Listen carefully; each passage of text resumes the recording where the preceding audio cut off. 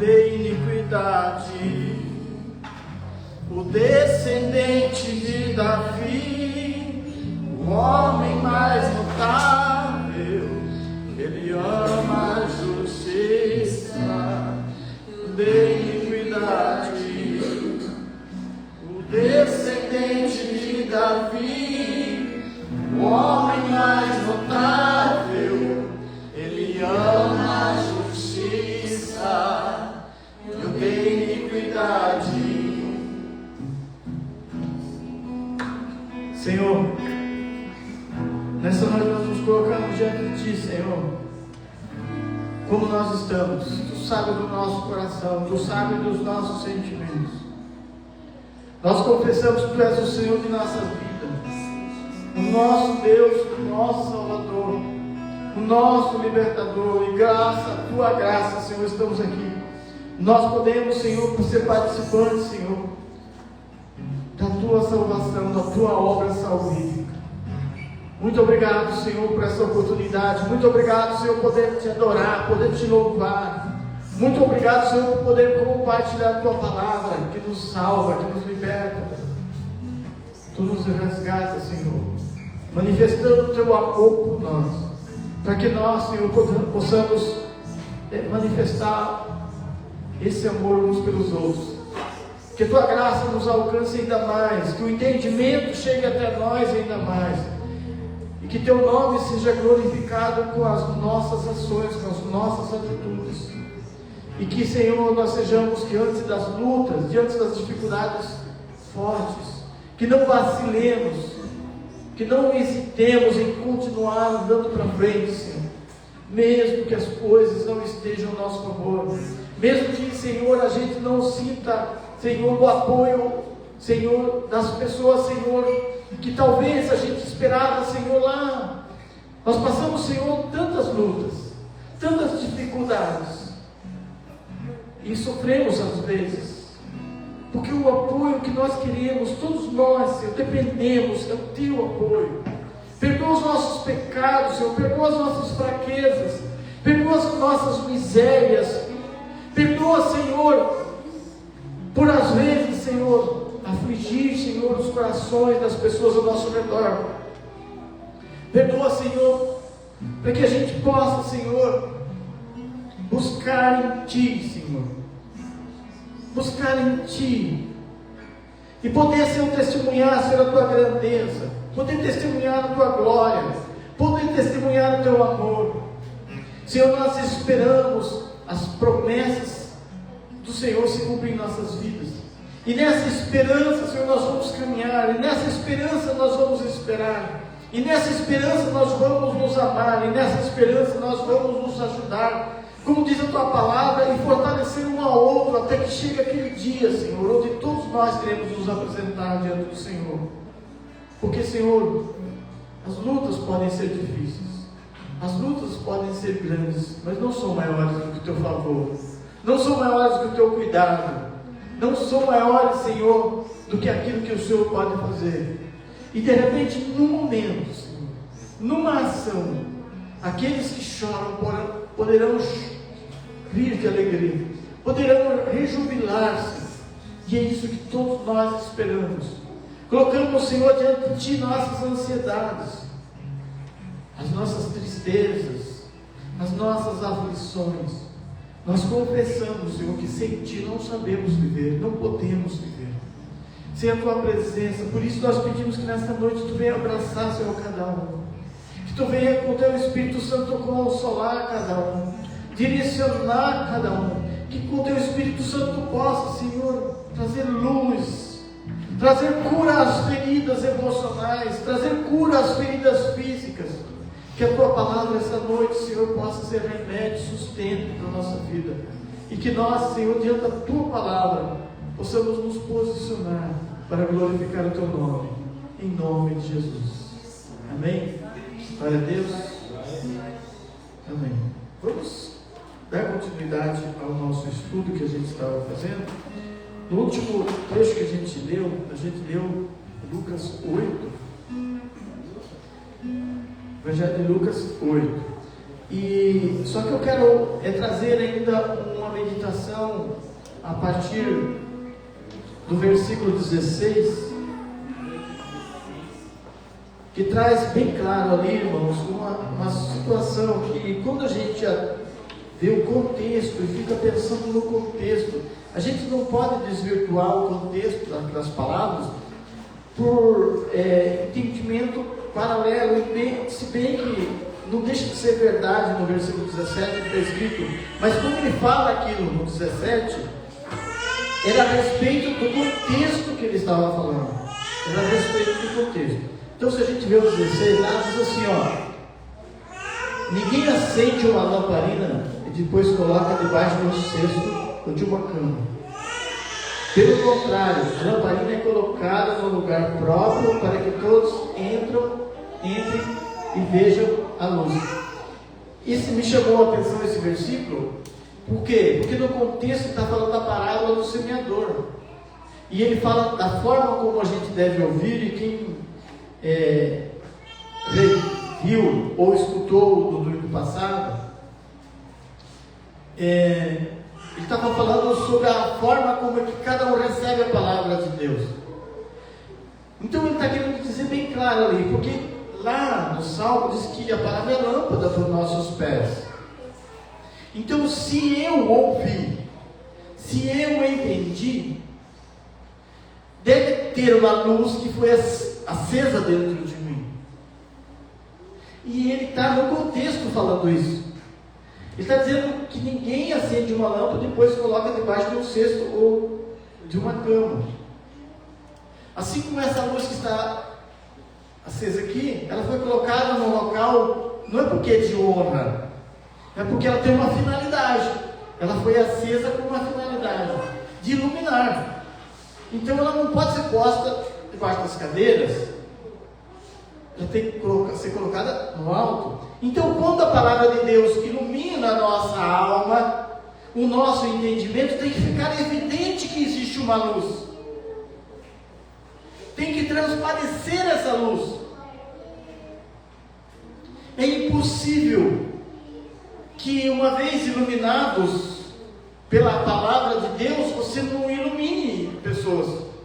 Se realmente houve luz da palavra na sua vida e de repente acendeu essa luz em você, é impossível você não iluminar a vida de alguém. Então, se há o entendimento de ser luz, de dar essa luz, de projetar essa luz, ela tem uma finalidade.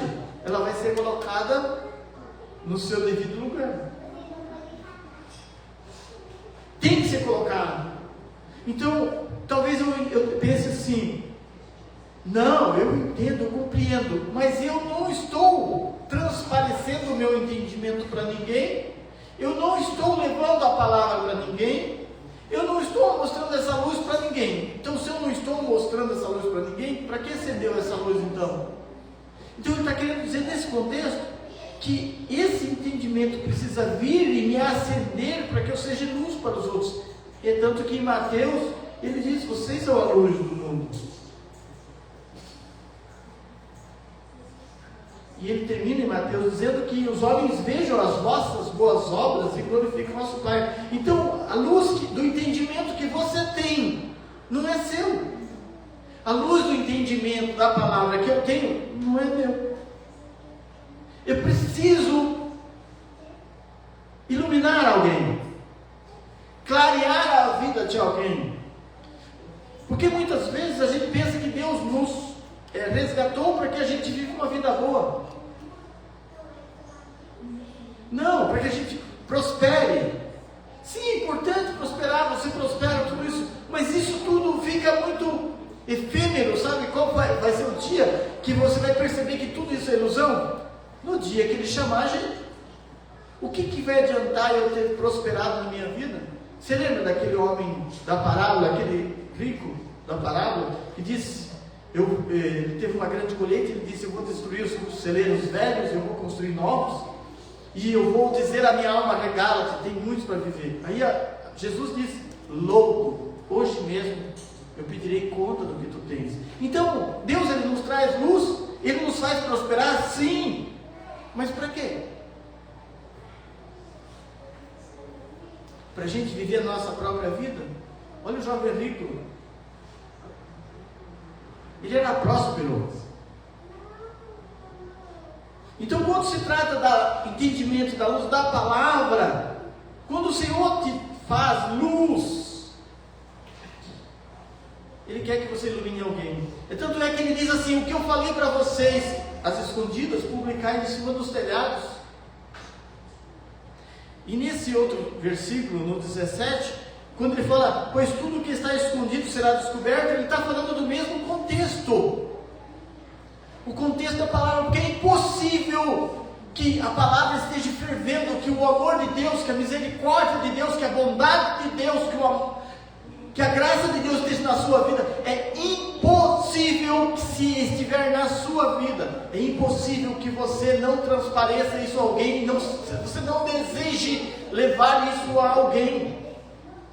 Tem muita gente ruim? Tem. Tem muita gente com mau exemplo? Tem. Mas a pergunta é, se eles me dominarem, eu fui seduzido por eles? Não, eu não posso me deixar dominar por eles. O meu ânimo não vem deles.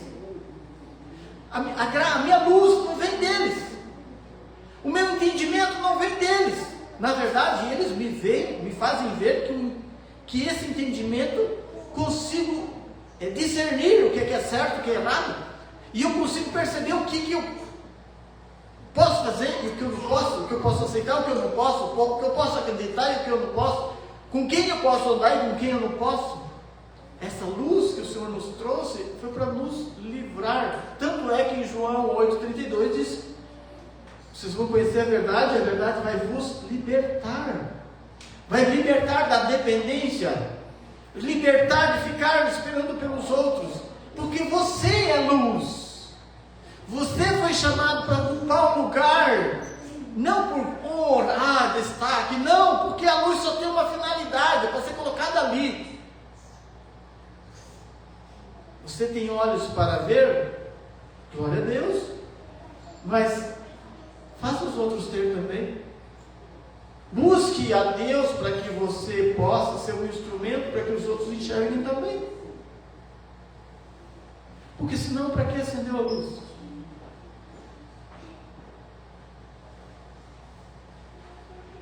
Entenderam, irmãos? Eu queria fechar essa passagem da parábola da semeadura ali, da semente, porque o Senhor começou a me chamar a atenção a respeito de ninguém acende. E Lucas, o evangelista Lucas, ele era um cara muito organizado. Então ele não ia pôr um versículo aleatório num ambiente diferente. Quando ele diz ninguém acende uma lâmpada, ele estava falando do mesmo assunto. Quando ele fala, pois tudo que está escondido será descoberto, ele fala do mesmo assunto. É impossível que as minhas atitudes não me exponham. É impossível que as minhas atitudes não me exponham. Por isso que Jesus também diz lá que é pelos frutos que se conhece a árvore. Então, se há luz em mim, se há palavra de Deus em mim, eu tenho uma vontade a ser obedecida, e não é a minha, é a vontade daquele que me iluminou. Porque a vontade dele tem que ser algo tão forte dentro de mim que eu não vou conseguir guardar dentro de mim. Jeremias lá atrás, ele chega a dizer assim, eu disse, eu não vou falar mais, eu vou me calar. E ele disse, mas dentro de mim havia um fogo, então eu abri a boca. Eu preciso falar daquilo que eu vi e ouvi, daquilo que eu sei, da verdade que eu conheci. Eu preciso falar desse Deus. Na sequência, no versículo 19, nós vamos entrar numa outra questão, e que foi muito debatida, e até hoje ainda é debatida por muitas religiões. Fala sobre a mãe e os irmãos de Jesus. Versículo 19.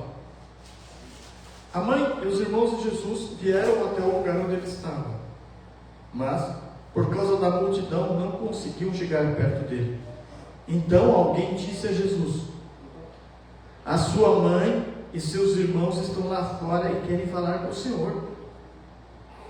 Mas Jesus disse a todos: minha mãe e meus irmãos são aqueles que ouvem a mensagem de Deus e a praticam. Então, muitas vezes as pessoas, elas querem que seja reconhecido a presença do Senhor. Não, mas você veja bem, olha lá, aquele lá era irmão de Jesus, então ele é um cara importante, porque ele é irmão de Jesus. Aquela lá é a mãe de Jesus, ela é importante. Sim, ela é importante. Mas a finalidade de Jesus não é aqui dizer quem é o pai dele, quem é a mãe dele. Aliás, o pai dele sim, mas não é para dizer quem é a mãe dele, quem são os irmãos dele. A finalidade de Jesus era revelar o Pai e dizer para nós: me escutem, façam o que eu estou pedindo para vocês. Aí vocês vão ser irmãos de Jesus, aí nós vamos ser irmãos de Jesus. As mães serão mães de Jesus. Por quê? Porque quando uma mulher obedece prontamente o chamado de Jesus, ela vai gerar pessoas como Maria gerou. Ela vai gerar pessoas espirituais como Maria gerou. E quem é irmão de Jesus? Já não ouviram falar assim, vocês são irmãos? Irmãos de sangue, inclusive, né? De sangue de Jesus. Não é mais de sangue do DNA, mas porque nós temos a mesma ideia e o mesmo plano, o mesmo projeto. E o projeto não é o nosso, é o do Senhor. Aqui, no tempo de Paulo, havia grupos de pessoas que elas ficavam muito preocupadas com genealogias. Você é da tribo de Levi, o outro é da tribo de Judá. E aí as pessoas ficavam muito preocupadas em discutir quem é que tinha direito à herança por causa da genealogia, por causa da descendência. Jesus aqui quebra tudo isso aqui. Não é se eu sou filho de Abraão, se eu sou filho de Adão e Eva, se eu sou filho de Davi. Não, isso não conta mais. Agora conta se eu creio em Jesus, se eu obedeço a Jesus, se eu sou, assim eu sou filho de Deus. E aí eu faço parte dos irmãos de Jesus. Ou aí eu faço parte da família de Jesus. Porque em Hebreus está escrito assim, que ele se apresenta ao Pai e diz assim: eis-me aqui e os irmãos que tu me destes. É assim que ele vai nos apresentar.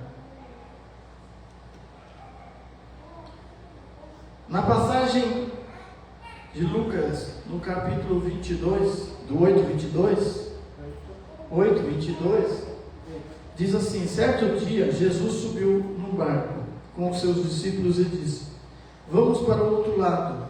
E eles partiram. E enquanto estavam atravessando o lago, Jesus dormiu. E um vento muito forte começou a soprar sobre o lago. O barco ficou cheio de água, de modo que todos estavam em perigo. Aí os discípulos chegaram perto de Jesus e acordaram, dizendo: mestre, nós vamos morrer. Bem, eu vou ser para vocês, hoje conhecendo Jesus, e se Jesus estivesse dormindo e o barco estivesse afundando e a sensação que ia morrer, eu disse assim: que seja hoje. Mas por que eles ficaram com medo de morrer? Porque eles ainda não sabiam quem estava com eles. Jesus se levantou, deu uma ordem ao vento e à tempestade, e eles pararam, e tudo ficou calmo. Então ele disse aos seus discípulos: por acaso vocês não têm fé? Mas eles, admirados e com medo, diziam uns aos outros: quem é este homem? Ele manda até no vento e as ondas, e elas obedecem. Eu me lembro de uma época que eu estava em depressão mesmo. E quando eu li esse trecho, eu até fiz um hino. Olha com quem eu e você está. Olha em quem nós cremos. Eu vou dizer, e isso eu tenho que até pedir perdão a Deus publicamente. Porque muitas vezes, quando o vento vem, a gente começa a entrar em aflição, e a aflição denota a nossa fé. Por que eu não vou confessar isso a vocês?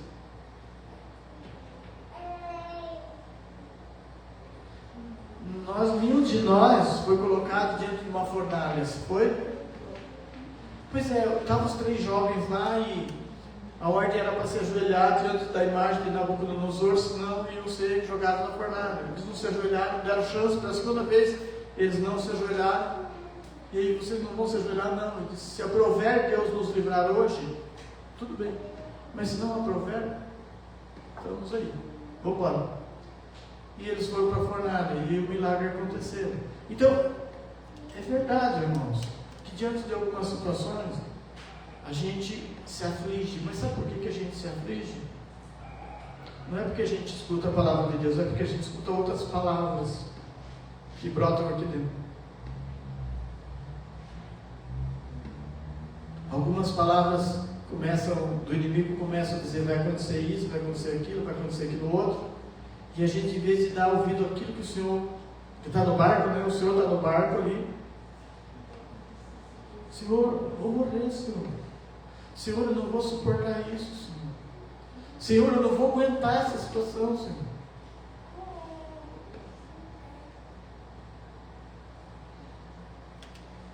Sabe, os ensinamentos de Jesus, eles têm tudo a ver com as descobertas científicas da atualidade. Você sabia que se você estiver em aflição, se eu e você estiver em aflição, eu estou falando isso para vocês porque eu tenho praticado. E você começar a falar em voz alta, contrário ao que a tua mente diz, apregoando a promessa de Deus sobre sua vida. Diz que você engana até a tua mente. Não que você engana a tua mente, é que a tua mente está tentando te manipular. E a palavra de Deus é que vai se cumprir. Então eu preciso proclamar a vitória de Deus sobre minha vida. Eu preciso pensar na vitória de Deus sobre minha vida. E eu não posso caminhar por rios de aflição que o demônio coloca. Eu não posso. Porque às vezes eu fico meditando na vida de Elias, de Jeremias, desses profetas que viviam sozinhos e solitários e apanhavam feito, sabe, sofriam barbaridades. Eles tiveram seus momentos de glória, mas tiveram seus momentos de muita tristeza, de muita aflição. Vocês já imaginaram, no caso de Jeremias, ser jogado num poço de lama e ficar atolado lá por vários dias? A gente imagina só atolado, né? Mas a gente não lembra que ele tinha que fazer as necessidades dele e ele fazia ali dentro. E eles não negavam a sua fé, não desistiam. E quando saíam de lá, saíam profetizando.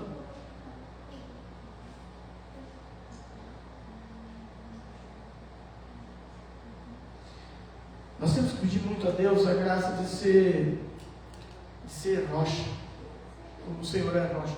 Sabe aquela pessoa fincada na palavra? Não, peraí, mas não foi isso que o Senhor prometeu. Não, pode? Não está acontecendo agora. A bênção não está acontecendo agora, mas vai acontecer. Porque a promessa do Senhor não é... Ele não disse para mim que eu ia passar, que eu ia morrer nessa situação. Ele disse que eu ia viver a realidade da glória de Deus. Ele disse que eu ia ver, e tanto é que Jesus aqui ele repreende sobre a questão essa questão, a fé.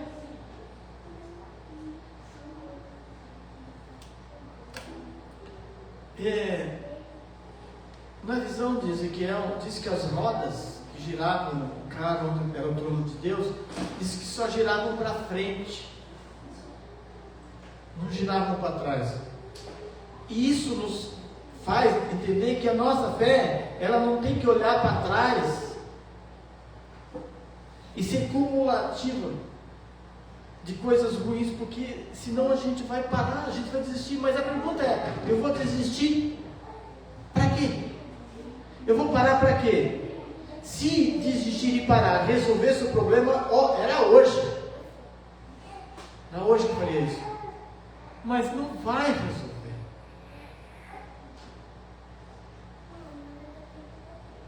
Então eu vou continuar andando esperando no Senhor. Tipo assim, eu vou continuar andando e esperando o Senhor. Eu vou continuar indo para frente, olhando para frente. Se o mar está bravio, vê, gente, vamos imaginar nós dentro do barco, né? Uma tempestade, né? Tem alguma coisa que você possa fazer?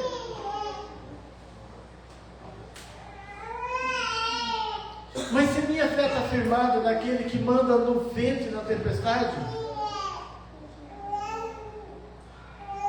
tem alguma coisa que eu posso fazer? Continuar confiando. Até o hino que Deus me deu era assim: quem é este que até o vento e o mar obedecem? Quem é este que até os espíritos maus reconhecem?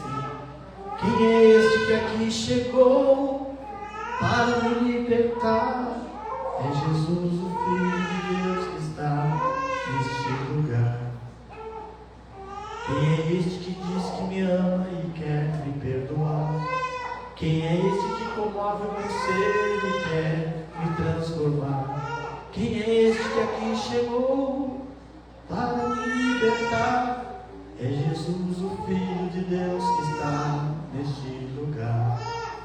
Ele é o que era, o que é e o que há de vir. Ele é o mesmo. E eu chorei naquela guarita de banco do Itaú. Era uma guarita fechada, eu chorei, eu cantei assim no lado do Itaú. E eu escrevi assim. A Miriam até lembra, né? Assim, nós cantamos, porque nós cantamos sim. O que eu posso esperar?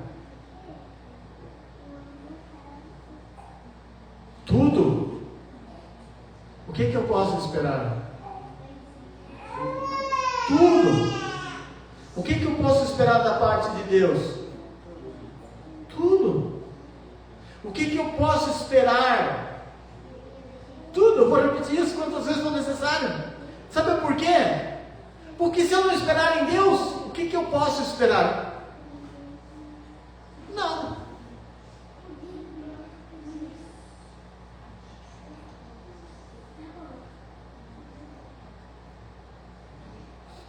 Situações difíceis, nós já passamos muitas.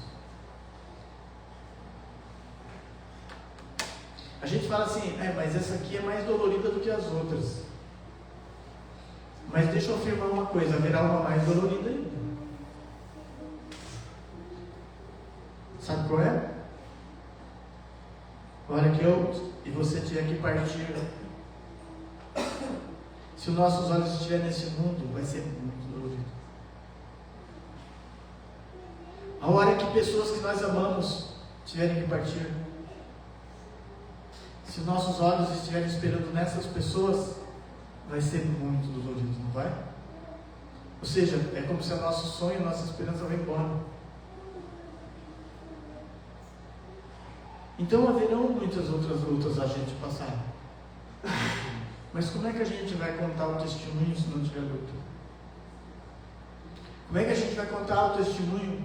Né? O pessoal fala assim que na outra passagem do Mar Bravio lá diz que Jesus vem andando sobre as águas, que acho que é outra situação. E Pedro fala assim: se és tu mesmo, Senhor, fala, mande que eu vá até ti, né? E ele sai do barco e sai andando sobre as águas. A pergunta que eles ficam, não quer calar, eu acho que todo mundo pode ter falado, o Pedro afundou, né? Mas foi só o único que conseguiu sair de dentro do barco e andar sobre as águas.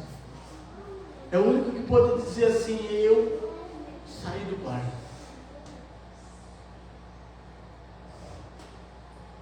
Feche teus olhos. Eu não sei como é que está a tempestade na sua vida, eu não sei o barulho que está na sua cabeça, mas eu sei que o Senhor está nesse negócio. Eu sei que Ele está no comando dessas coisas, porque a Bíblia diz que todas as coisas concordam para o bem daqueles que amam ao Senhor. Hoje talvez esteja difícil de compreender. Hoje talvez esteja praticamente impossível de compreender, como os apóstolos dizendo lá: Senhor, nós vamos morrer. Mas haverá um dia que nós entenderemos tudo, e talvez em vida nós veremos a vitória do Senhor. E talvez não, nós veremos a vitória do Senhor. Eu verei a vitória do Senhor.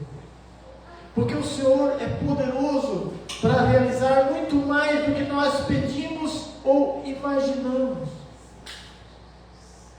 Eu quero dizer para você que talvez não tenha esse hábito. De repente você está aflito e angustiado.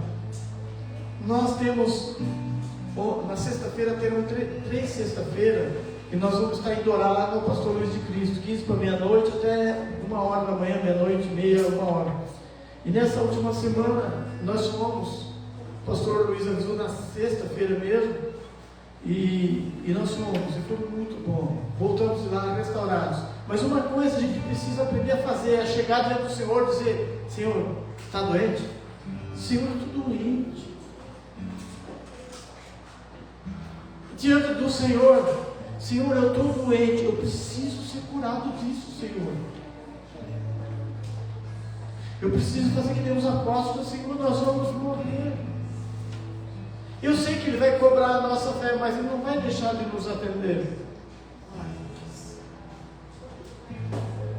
Às vezes eu preciso dizer assim: Senhor, eu não estou aguentando mais.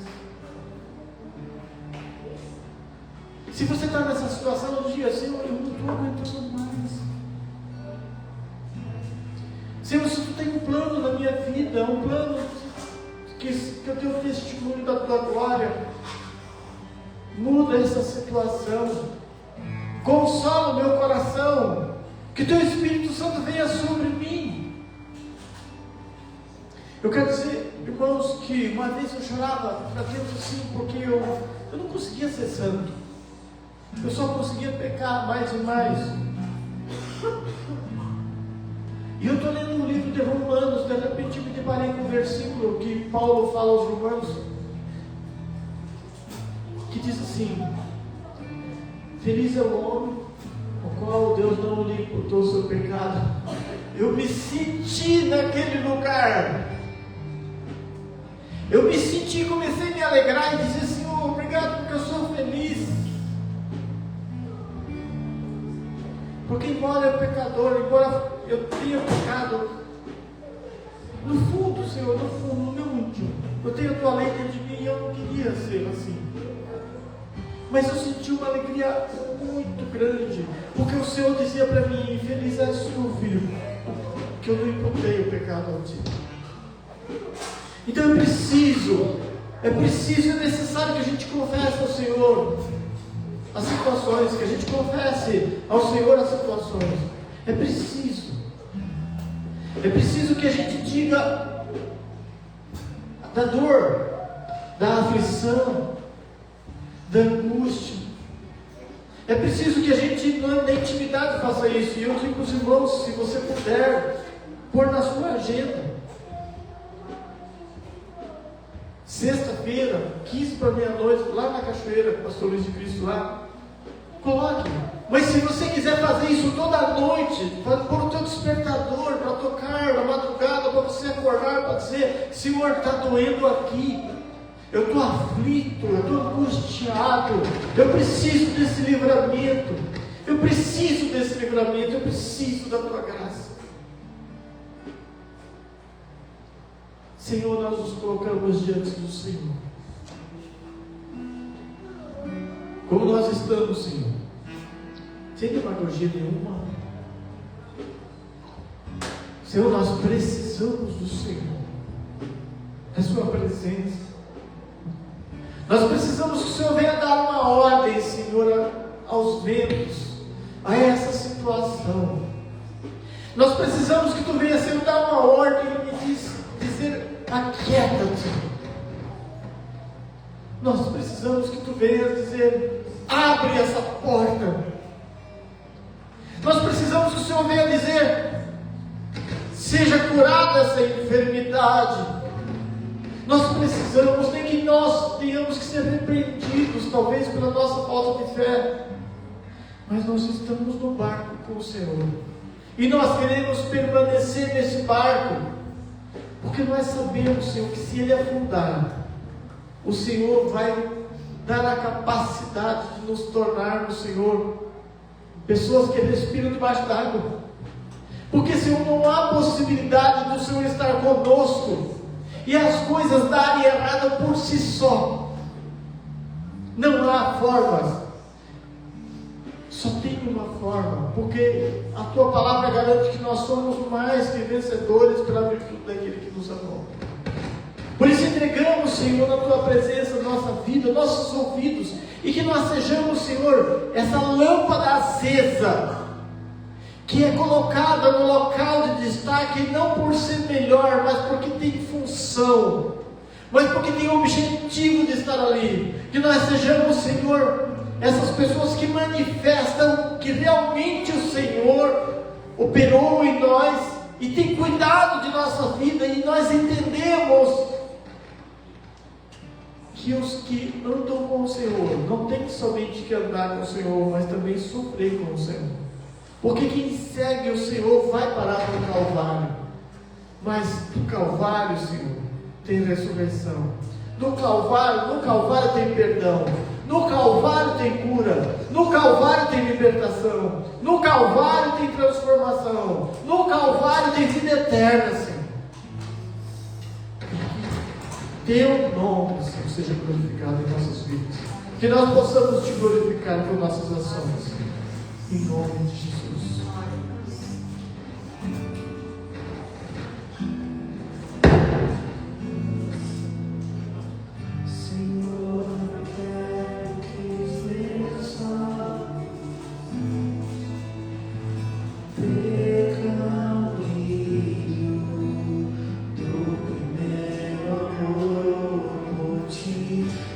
Yeah.